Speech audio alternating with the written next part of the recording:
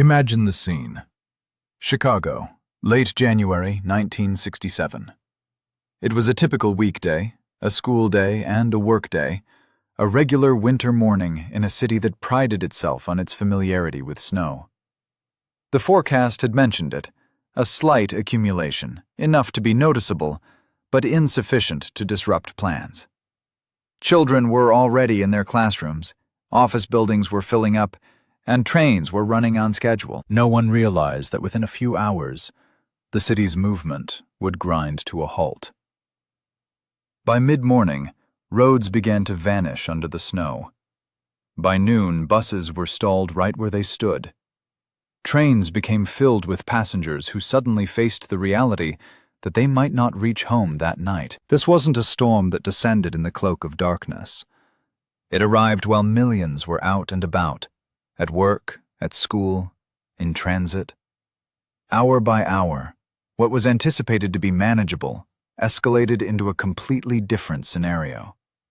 Vehicles were deserted where they broke down, offices transformed into impromptu shelters, and schools became overnight accommodations. The city didn't fall into chaos. It simply froze. This was the blizzard of 1967. Not because snow was unforeseen, but because no one could have imagined how swiftly an ordinary day could be completely overwhelmed. Please subscribe and help us achieve our goal of 1,000. Thank you. On Thursday, January 26, 1967, at 5:30 in the morning, Chicago remained steeped in darkness, yet activity was already beginning. In a brick bungalow nestled on the south side, a woman named Margaret placed her coffee pot on the stove and switched on the kitchen radio. The weatherman mentioned snow, as he usually would. This was Chicago in January, after all, where snow was an inherent part of life. You'd bundle up, drive a little more cautiously, and simply proceed with your day. Margaret's husband departed for the steel mill at 6 a.m. Her 3 children, half asleep, ate oatmeal at the kitchen table, dreading the cold walk to school. The eldest, a 12-year-old boy, complained about his boots being too snug. Margaret instructed him to stop his fussing and put them on regardless. She had no way of knowing that those very boots would carry her son through an experience he would recount for the rest of his existence. Across the city, in countless households mirroring Margaret's, the same morning ritual unfolded. Fathers departing for factories, mothers preparing lunches, children reluctantly heading towards schoolhouses. The city was awakening as it always did, cold but functional, gray but dynamic. By 7 o'clock, the initial flakes began to descend. Initially, few paid much attention. Chicago had witnessed snow before, and in abundance. The city prided itself on its resilience, on ensuring trains ran and streets remained clear, on never permitting bad weather to impede its functions. The snow intensified slightly by 8, and then further by 9. And then, something significant shifted. By 10 o'clock, the snow wasn't merely falling. It was a furious assault. Wind gusts reaching 50 miles per hour propelled the flakes horizontally, transforming them into stinging needles against exposed skin. Visibility plummeted to just a few feet. The sky, which had been a conventional winter gray, turned a pure white. Not the white of clouds, but an absolute, featureless white, as if the world itself had been erased. In downtown Chicago, office workers gathered at windows, observing the streets below vanish. At first, they jested about it. "Looks like we're getting some weather." But the humor soon faded. The buses had ceased movement as well. Hundreds of Chicago Transit Authority buses sat immobilized on Michigan Avenue, on State Street, and on every primary thoroughfare in the city. Their engines idled, their passengers trapped inside. Some buses had been stranded for an hour, then 2 hours, and then even longer. The drivers found themselves unable to advance, unable to retreat, capable of nothing but waiting as the snow accumulated around them, over them, burying them where they stood. It was at this juncture that people began to comprehend this was no ordinary storm. This was something entirely different. Allow me to elucidate the situation of the trains. Chicago's elevated train network, renowned as the L, served as the city's lifeline, transporting 500,000 individuals daily. Through rain, cold, and whatever other inclement weather presented itself, the L consistently operated. That was its promise, a guarantee upon which Chicagoans relied. On January 26, 1967, the L failed to uphold that promise. By early afternoon, numerous trains were frozen on their tracks, not merely slowed or delayed, but utterly immobilized. The electrified third rail, which powered the system, was submerged under snow and ice. Switches designed to transfer trains between tracks were immovable. Picture yourself aboard one of those trains. You boarded at noon, anticipating a 30-minute journey home. Now it's 3 o'clock, then 5 o'clock. The train has not budged for hours. The heating is dissipating, and outside the windows, only an endless expanse of white is visible. You can hear the wind shrieking against the carriage, rocking it relentlessly. 60 other individuals share your car, mostly strangers. Some are weeping, some are praying, and some simply stare ahead, grappling with how a routine commute home transformed into a nightmare. One woman on a stranded train that day later recalled standing for 7 hours due to the scarcity of seats. She was 3 months pregnant. By the time rescuers reached her train, she could barely feel her feet. Another passenger, a man in his 60s, suffered a heart attack in a stopped car near the Howard station. His fellow passengers attempted to assist him, but their efforts were futile. They could not open the doors, nor could they contact anyone for help. They remained with him as he succumbed, trapped within a frozen train, with no means of escape. These were not isolated incidents. Across the city, the same harrowing scenario unfolded repeatedly. Thousands of individuals were entrapped in trains from which they could not disembark, awaiting a rescue that might never arrive. Yet, what no one foresaw was this. The trains were not the direst aspect of the situation. Chicago's thoroughfares had morphed into parking lots, not filled with regularly parked vehicles, but with abandoned ones. When the storm reached its zenith around midday, thousands of motorists found themselves ensnared in traffic that simply ceased to advance. Not slow, frustrating traffic, but traffic completely immobilized, as if concrete had been poured over every vehicle in the city.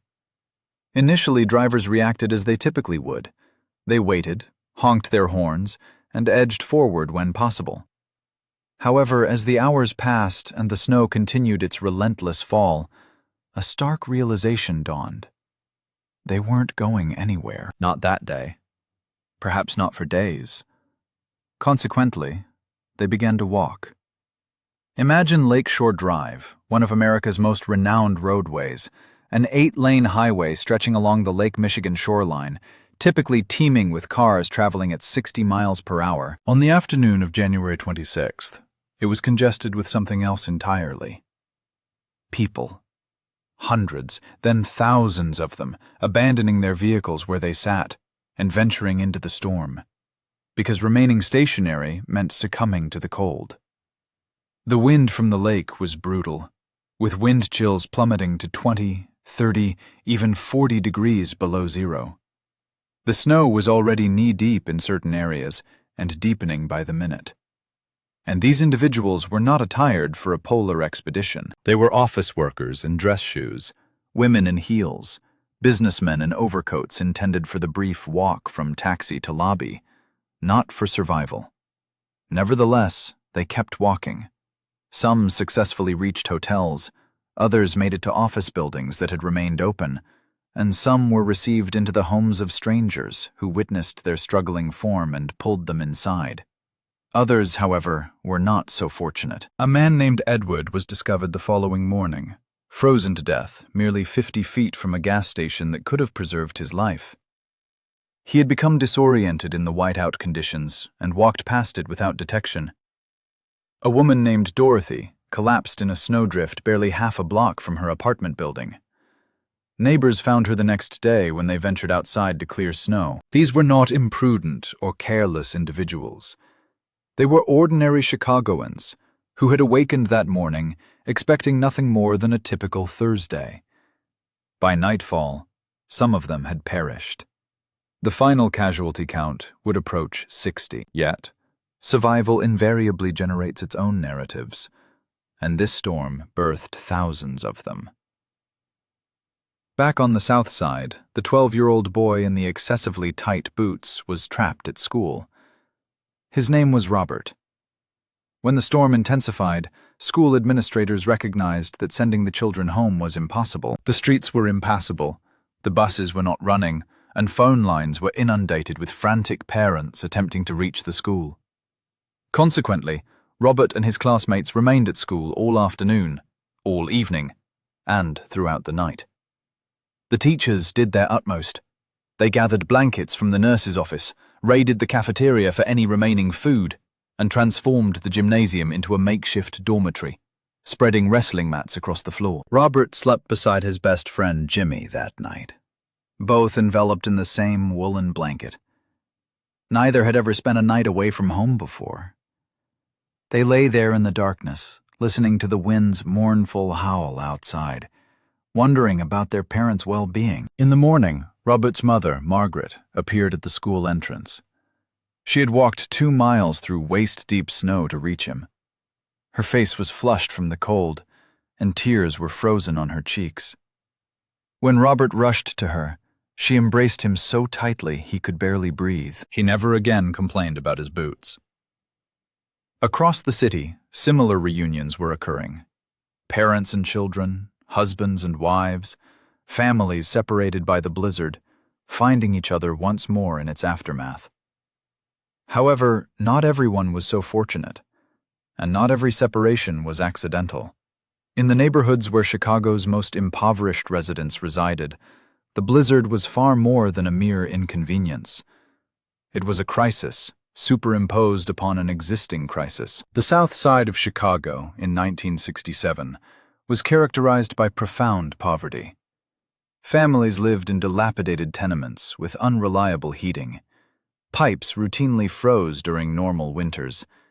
When the blizzard struck, those pipes didn't merely freeze, they burst. In one building on South Ellis Avenue, a woman named Thelma had 12 dependents. A widow, she had been raising children since the age of 14. She possessed an intimate understanding of how to endure difficult times, yet she had never encountered anything quite like this. The heating system in her building failed on the first night of the storm. The internal temperature plummeted to 40 degrees, then to 30. Her offspring gathered beneath every coverlet she possessed as she warmed water on the range, striving to generate some warmth in the kitchen. They barely endured. But Thelma later recounted that those 3 days felt like an eternity. And she wasn't alone. Throughout Chicago's impoverished districts, families waged a similar struggle. No warmth, no provisions delivered, no means to reach shops even if they had been open.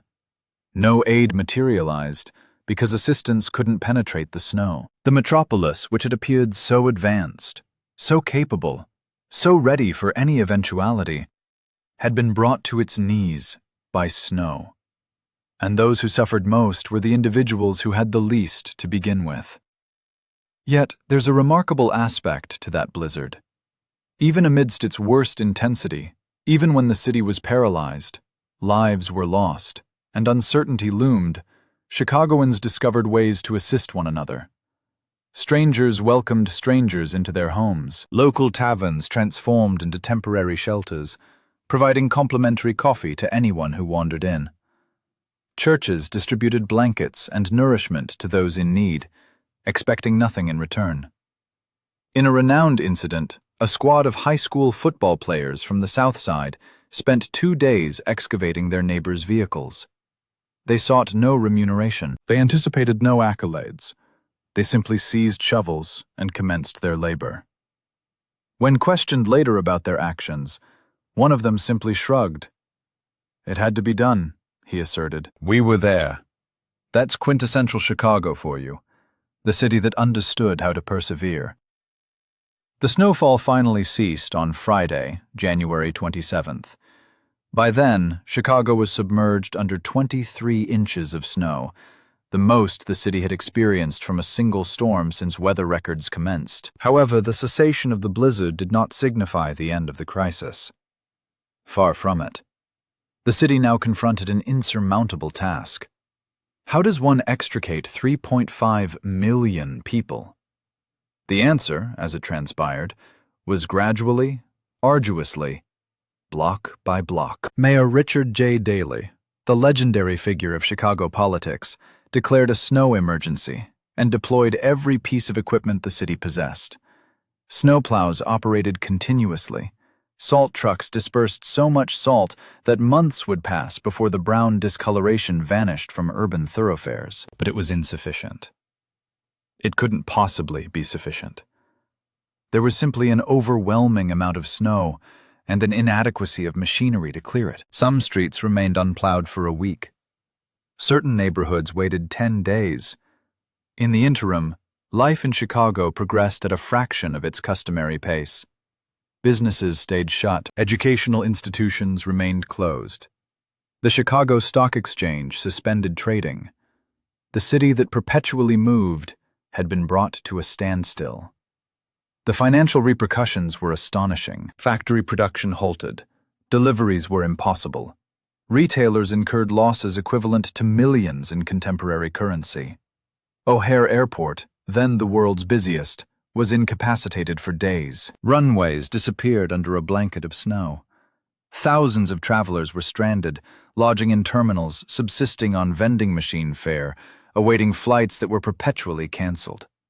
One individual later recounted spending 3 nights at O'Hare, unable to depart, unable to fly, unable to do anything but await. By the end, he remarked, the terminal reeked like a locker room, but no one voiced a complaint. What was there to complain about? We were all in the same predicament. That phrase resurfaced repeatedly in accounts of the blizzard.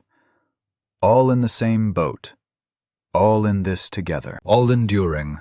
All surviving. All anticipating its conclusion.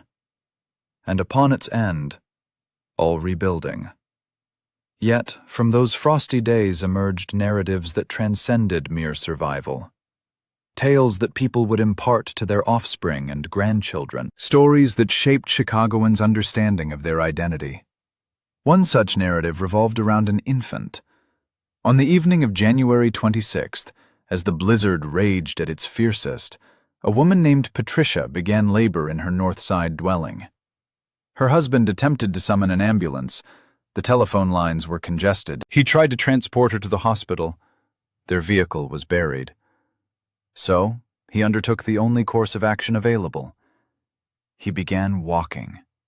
He bore his pregnant wife through snow that reached his thighs, step by painful step, block by block, amidst the howling wind, blinding snow, and his wife's cries with each contraction. After what seemed like an eternity, they reached a fire station.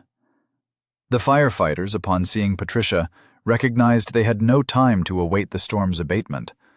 They delivered the infant right there in the fire station as the blizzard roared outside. A healthy girl, 7 pounds, 6 ounces, born into a frozen world, surrounded by strangers who had instantly become family. They named her Stormy.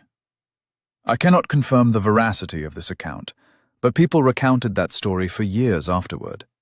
Perhaps because it encapsulated something about Chicago's ordeal, about how life persists even in the gravest moments, about how strangers form bonds when no other alternative exists. Another account that attained legendary status involved the South Shore Line, one of the commuter rail routes connecting Chicago to its surrounding areas. When the storm struck, a train carrying hundreds of passengers became immobilized between stations. The snow was too profound for forward movement. The wind was too fierce to dispatch assistance. For 18 hours, those hundreds of individuals were confined within that train. Without provisions, with limited heating and no awareness of when rescue would arrive. What transpired next was extraordinary. Instead of succumbing to panic, the passengers organized themselves. They carefully divided the scant food available, distributing candy bars and crackers to the children first. They congregated in the central cars to conserve warmth. They sang melodies to sustain morale. A retired nurse aboard the train moved from car to car, attending to struggling passengers, offering what comfort she could. A young man offered his overcoat to an elderly woman who was shivering. A group of strangers transformed into something more. A community. When rescuers finally reached the train the following morning, they anticipated encountering chaos. Instead, they discovered hundreds of weary, famished, and cold individuals who had cared for one another throughout the night. No one perished on that train. No one even sustained serious injury, because when everything else fragmented, ordinary people chose to remain cohesive. That is what the 1967 blizzard revealed to Chicago about itself. The city was resilient. Everyone already understood that. But resilient in what manner? The storm provided the answer. Not resilient like an unyielding barrier, but resilient like a family. Battered yet whole, separated yet always reconnecting. The recovery spanned weeks. The economic losses mounted to hundreds of millions in present-day currency. The emotional scars lingered even longer. For years thereafter, Chicagoans would benchmark every winter storm against the blizzard of '67. Is it going to be as severe as '67? Became the inquiry each time snow began to fall. And the response was invariably the same. Nothing ever matched the severity of '67. Not the blizzard of '79. Not the storm of '99. Nothing. Because the 1967 blizzard was not merely about snow. It was about a city caught off guard. About the misguided confidence that arises from believing one has experienced everything. About the shock of realizing otherwise. Recall that in 1967, meteorology bore little resemblance to what we possess today. No satellite imagery, no Doppler radar tracking storms in real time, no smartphone alerts urging people to remain indoors. Individuals obtained their weather insights from the morning newspaper or the radio.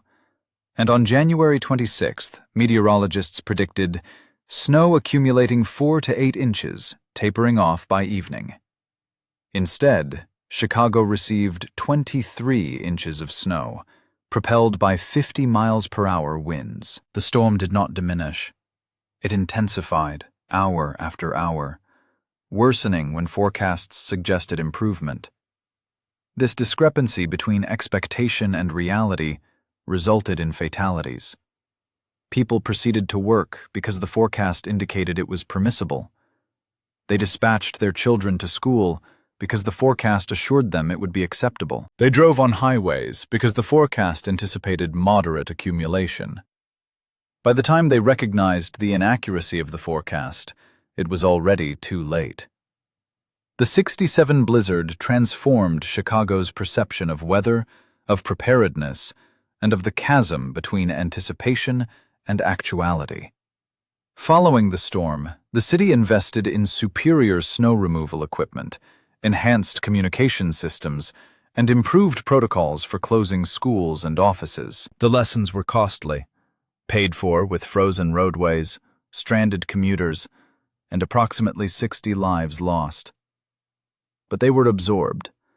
And there is another reason this storm held significance, a reason that extends beyond equipment, protocols, and urban planning. The '67 blizzard occurred during a period when Chicago was acutely polarized. The city grappled with issues of race and poverty that would erupt into open conflict just a year later, when riots swept through neighborhoods in the aftermath of Martin Luther King Jr.'s assassination. In January 1967, those tensions simmered. The South Side and the North Side, Black Chicago and White Chicago, the affluent and the impoverished, distinct worlds separated by invisible barriers more formidable than any constructed of brick. But the blizzard paid no heed to those divisions. Snow descended upon affluent and impoverished neighborhoods alike. Lakeshore Drive mansions were buried just as deeply as Southside tenements. The L trains froze regardless of whether they transported executives or janitors. For 3 days, Chicago was united in a way it rarely was. United by shared hardship, shared uncertainty, shared resolve to persevere. A black man assisted a white family in excavating their car. A white woman brought soup to her black neighbors. Children from the projects frolicked in the snow alongside suburban children. All of them rejoiced at school cancellations, all of them constructing identical snowmen and engaging in the same snowball skirmishes. It resolved nothing. The divisions would vehemently resurface once the snow melted. But for one frigid interlude, Chicago remembered that a city constitutes more than just buildings and thoroughfares. Human beings possess an inherent need for one another, whether acknowledged or not.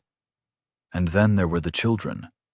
For adults, the severe snowstorm represented an ordeal, a nightmare, a trauma that would leave lasting emotional scars. For some children, however, it manifested as something entirely different. A young girl, aged 7, residing in the suburbs at the time, later penned her recollections of that blizzard in a memoir. She vividly recalled her father arriving home from work with snow encrusted on his eyebrows. She remembered traversing to the local corner store with her mother, pulling a sled since their vehicle was immobile. The following morning, she awoke to find snow piled high against her bedroom window. Her immediate thought was that the world had transmuted into a fairy tale. She recounted constructing an igloo in the backyard with her brother, making snow angels until her snowsuit was completely soaked, and savoring hot cocoa while her mother prepared pancakes with bacon strips cooked directly into the batter. For her, the blizzard was not a catastrophe, but an enchantment. This duality, perhaps, encapsulates the most human aspect of such storms. The identical event can be a profound sorrow for one soul and a grand escapade for another, a source of dread for an adult and a marvel for a child. Something simultaneously feared and cherished. This paradox can exist within the same family, sometimes even within the same heart. Those who endured the blizzard of 1967 are predominantly in their 70s and 80s today, provided they are still with us. Some suffered the loss of loved ones that week, while others narrowly escaped death themselves. Some merely recall the biting cold, the pervasive fear, and the interminable wait. Yet a subset remembers something more. They recall neighbors assisting neighbors, strangers forging friendships, and a city uniting when everything else was disintegrating. They remember the profound stillness that descended once the storm abated, that peculiar muffled quietude when the wind subsided, the snow settled, and the world seemed to hold its breath. They remember stepping outside the next morning to behold their city transformed, familiar thoroughfares rendered unrecognizable, automobiles buried under white mounds, and trees bowed beneath an unfathomable weight. Everything they knew was cloaked in white, and they remember the enduring thought, "We persevered. We survived." Approximately 60 individuals did not survive, and we must never forget them. They departed for work, school, and errands on an ordinary Thursday and never returned home.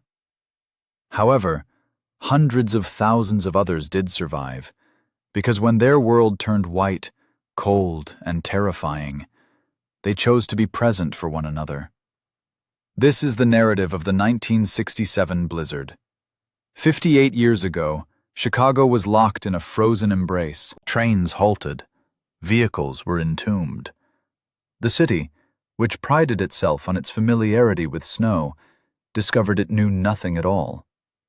And in that frozen instant, during those impossible days, a profound revelation occurred. Not merely about weather, nor solely about cities, but about people. About our capabilities when all else fails.